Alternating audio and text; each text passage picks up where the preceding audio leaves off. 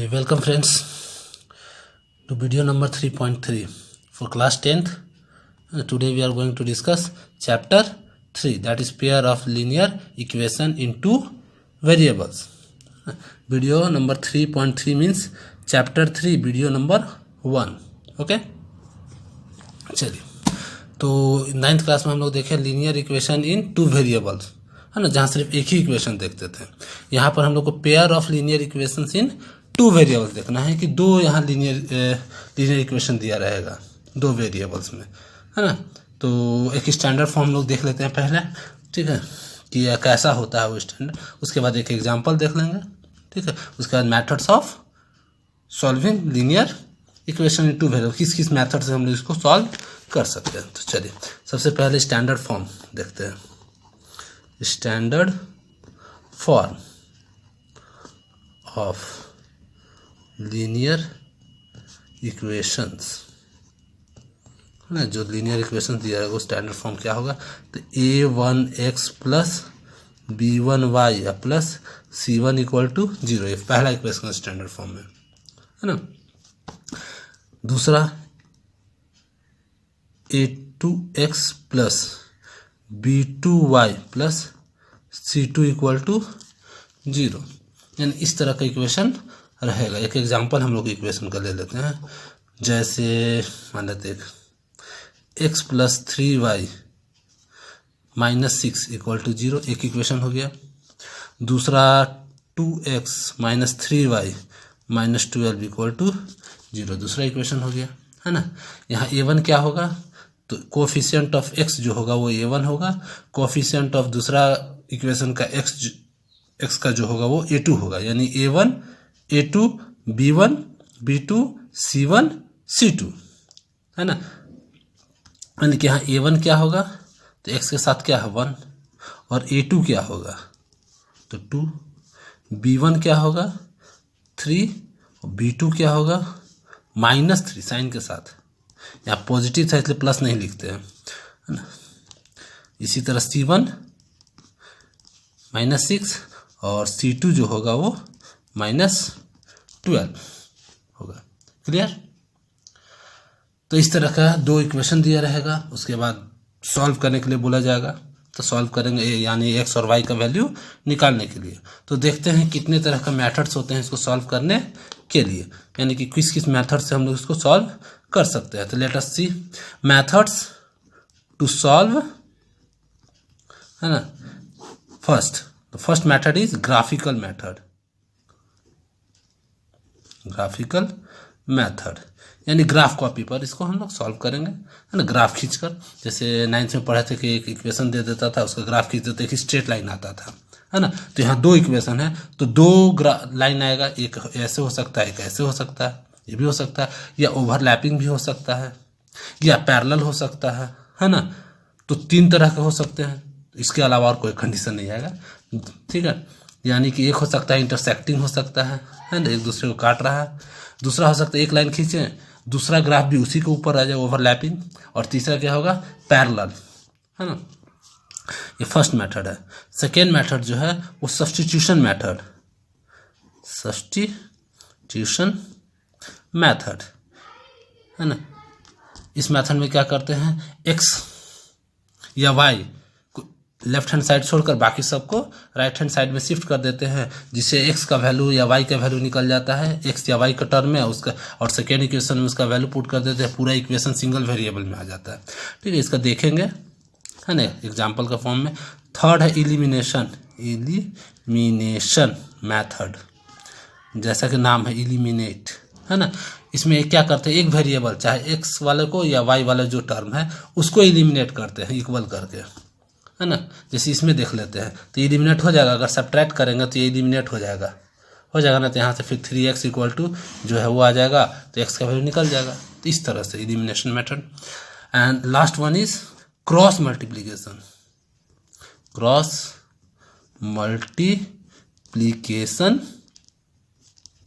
Method, है ना। इसका फॉर्मूला है किस तरह से क्रॉस कर करके हम लोग क्या करते हैं, x और y का वैल्यू निकालते हैं। तो इतने तरह का मेथड्स हैं जिससे हम लोग इस कोई भी इक्वेशन दिया रहेगा उसको सॉल्व कर सकते हैं, है ना। सॉल्व करने के लिए भी हम लोग कुछ कंडीशन होगा कि कब सॉल्व करेंगे और कब नहीं। तो चलिए पहले कंडीशन ही देख लेते हैं, है ना, उसके बाद एक एक करके सबसे, है ना। तो कंडीशन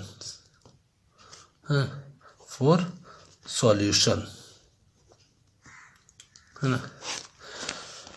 तो पहला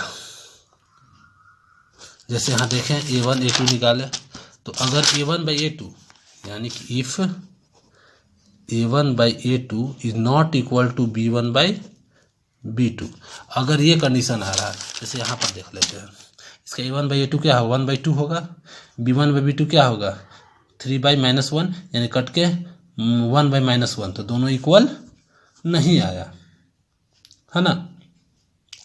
तब क्या होगा, तब यही कंडीशन है कि a1/a2 not equal to b1/b2। तो इस तरह का कंडीशन आएगा, तब क्या होगा। तो देखते हैं दोनों मेथड से, ग्राफिकल मेथड से देख लेते हैं क्या होगा। तो दोनों अलग अलग कर देते हैं कंडीशन। चलिए, तो ग्राफिकल रिप्रेजेंटेशन में क्या होगा, जब ग्राफ में बनाएंगे तब कैसा आएगा। और दूसरा अलजेब्रिक में, यानी कि जब सॉल्व करेंगे अलजेब्रिक मेथड से, इंटरप्रिटेशन देखते हैं, इंटरप्रिटेशन, है ना। तो जब ऐसा देखेंगे यानी कि इसमें क्या होता है कि ओनली वन सॉल्यूशन होता है। हाँ, तो एग्जैक्टली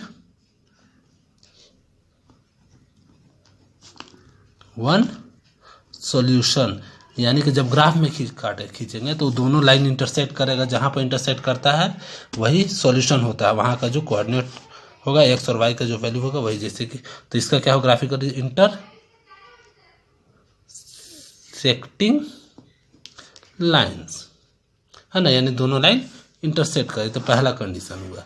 दूसरा ये भी हो सकता है कि तीनों इक्वल हो जाए, if a1/a2 equal to b1/b2 equal to c1/c2, यानी a1/a2 का वैल्यू आया मान लो 1/2, b1/b2 का वैल्यू आया उसका भी 1/2 आया, c1/c2 का वैल्यू भी 1/2 ही आया, यानी तीनों इक्वल हो गया। तब क्या होगा, तो देखेंगे जब ग्राफिकल रिप्रेजेंटेशन में क्या होगा कि को इंसिडेंट लाइन, यानी कि ओवरलैपिंग करेगा, एक ही के ऊपर एक, को इंसिडेंट लाइन, जिसको ओवरलैपिंग लाइन भी कहते हैं, है ना। तो इस तरह का देखेंगे कहीं कट, यानी कि infinite number of solution, her point पे काट रहा है, तो कितने सॉल्यूशंस होंगे, इनफाइनाइटली मेनी सॉल्यूशंस। और एक लास्ट कंडीशन है, क्या हो सकता है, थर्ड वाला क्या हो सकता है कि हो सकता है पहला दोनों इक्वल हो और तीसरा नॉट इक्वल हो, यानी कि a1/a2 इक्वल टू b1/b2 तो है, लेकिन नॉट इक्वल टू c1/c2 है, इसके अलावा और कोई कंडीशन नहीं आएगा। तब कैसा होगा, तब पैरेलल लाइन आएगा, यानी कि नो सॉल्यूशन, पैरेलल लाइंस आएगा। तो यहाँ क्या होगा, नो सॉल्यूशन, कभी सॉल्यूशन आएगा ही नहीं, है ना। एक चीज़ और, अगर सॉल्यूशन है तो उस तरह के इक्वेशन को कहते हैं कंसिस्टेंट, है ना। एग्जैक्टली वन सॉल्यूशन है तो कंसिस्टेंट होते हैं, इक्वेशन जो होते हैं वो कंसिस्टेंट होते हैं। इसमें भी सॉल्यूशन है, यानी इन्फिनिटली मेनी सॉल्यूशन, लेकिन सॉल्यूशन तो है ना, तो ये भी कंसिस्टेंट होगा। और जिसमें नो सॉल्यूशन वो इनकंसिस्टेंट, कंसिस्टेंट। चलिए,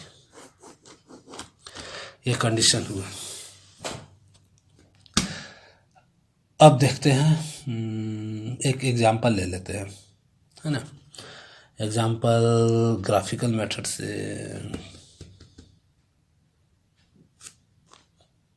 चलिए इसी का देख लेते हैं पहले, है ना। जैसे यहाँ पर है ये इक्वेशन, कहाँ गया ये कौन सा कंसिस्टेंट है, कितने सॉल्यूशन है या किस तरह का ग्राफ है, ये हमको पता करना है ना। तो दूसरा एग्जांपल ले लेते हैं, छोड़िए एक और एग्जांपल ले लेते हैं। मान लेते हैं 2x + 3y = 9 है ना। 4x + 6y = 18 है। स्टैंडर्ड फॉर्म में ये इधर रहना चाहिए, है ना। अगर हम इधर भी करके भी निकालेंगे तो भी वही आएगा, इधर करके निकालेंगे तो भी वही आएगा, है ना। तो a1/a2 क्या आएगा यहाँ पर, ये देख लेते हैं। a1/a2 2/4, अगर सिंपलेस्ट फॉर्म में करें तो 1/2, पहला हो गया। b1/b2 क्या होगा, 3/6, 1/2 हुआ। और c1/c2 क्या होगा, 9/18, ये भी 1/2। तो देखते हैं तीनों इक्वल है, यानी कि since a1/a2 equal to b1/b2 equal to c1/c2, तो तीनों इक्वल होगा तो कितने सॉल्यूशन, तो इन्फिनाइटली मैनी सॉल्यूशन, यानी कि जो गिवन इक्वेशन है उसका इन्फिनाइट नंबर ऑफ सॉल्यूशन होगा।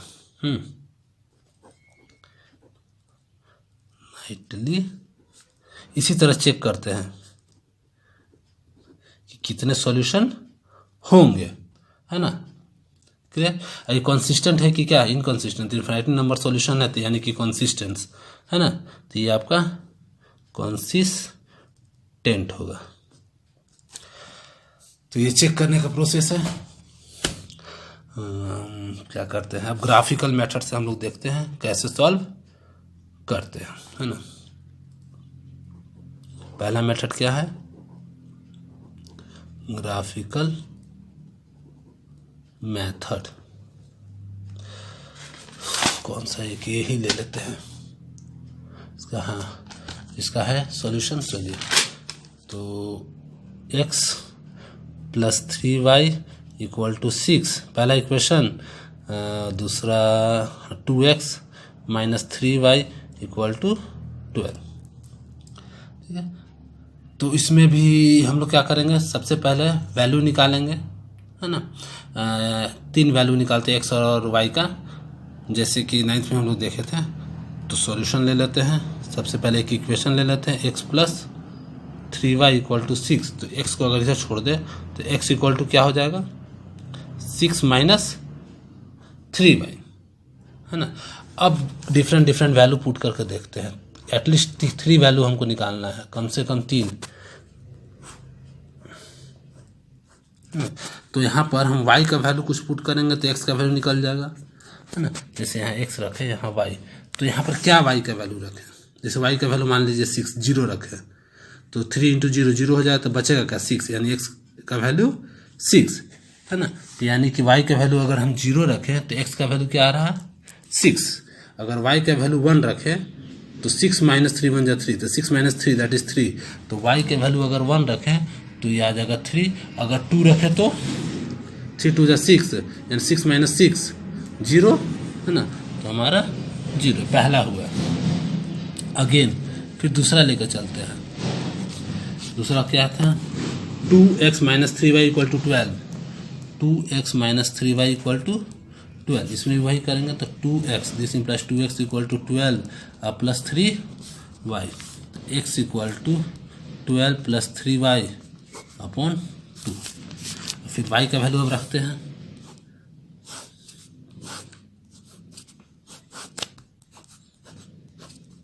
x और y। तो कुछ अब देखते हैं कि अगर पॉजिटिव रखेंगे तो 12 से और ज़्यादा लंबा वैल्यू आएगा, तो हम नेगेटिव में रखते हैं। जैसे y का वैल्यू अगर 0 रख दे तो 6 आ जाएगा। हाँ चलिए, y का वैल्यू 0 रख दे तो ये 0 हो जाएगा, तो 12/2 दैट इज 6। अगर -2 रख दे तो 3 × 2 = 6, तो -6 हो जाएगा, 12 - 6, यानी कि -2 रख दे तो 12 - 6 that is 6, 6/2 that is 3। Solve करके देख लीजिएगा, है ना। अब y का वैल्यू 4 रख दे, -4 रख दे तो 12 - 12 दैट इज 0, ये आएगा। अब इन दोनों वैल्यूज को हम लोग ग्राफ पे, हम ऐसे, मेरा एक हाथ मोबाइल पकड़े हुए हैं, इसलिए एक ही हाथ से हम ड्रॉ करेंगे, इसके लिए पकड़ सकते हैं। तो ले लेते हैं ऐसे, ना, और एक ऐसे,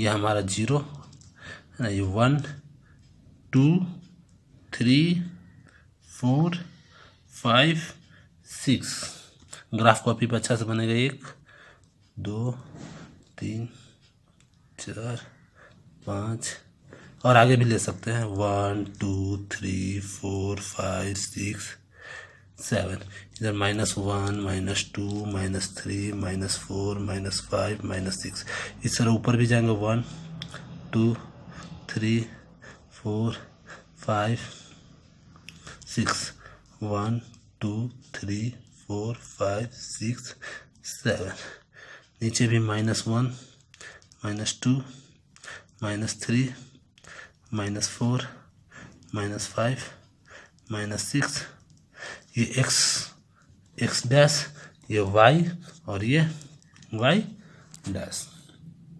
चलिए सबसे पहले इसको लेते हैं, x6 तो y0, तो x6 यहाँ है और y0, तो यहीं पर हो जाएगा पॉइंट 6 और 0, एक पॉइंट हो गया।